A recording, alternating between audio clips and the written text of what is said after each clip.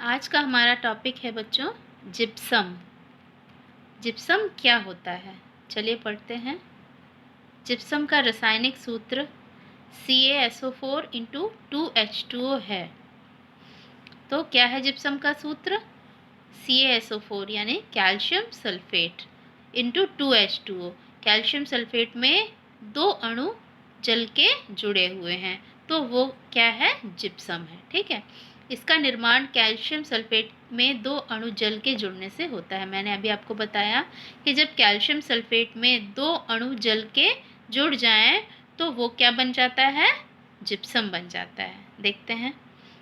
CaSO4 यानी calcium sulphate. SO4 क्या है बच्चों? सल्फेट।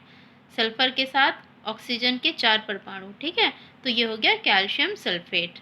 जब कैल्शियम सल्फेट के साथ 2 अणु जल क्रिया कर रहे हैं या जुड़ रहे हैं तो बन जा रहा है CaSO4 इंटू 2H2O यानी जिप्सम। ठीक है, कैल्शियम सल्फेट में 2 अणु जल के जुड़ गए तो वो क्या हो गया? क्या बन गया? Gypsum. Calcium sulphate into 2H2O को कैल्शियम सल्फेट डाइहाइड्रेट भी कहते हैं।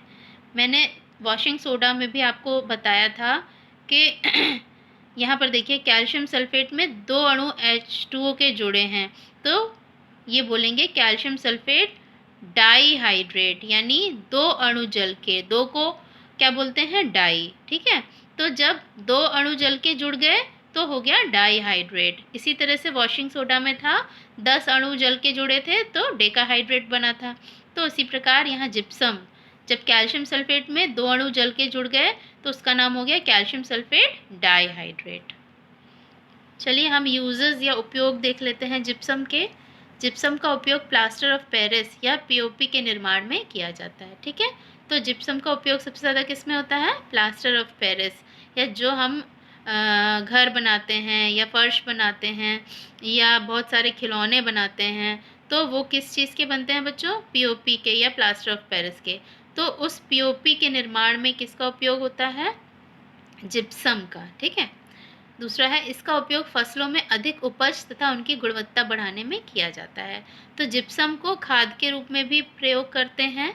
कहाँ पर? खेतों में, फसलों में डाला जाता है जिससे अधिक उपज हो और जो फसल हो उसकी गुणवत्ता बढ़ जाए।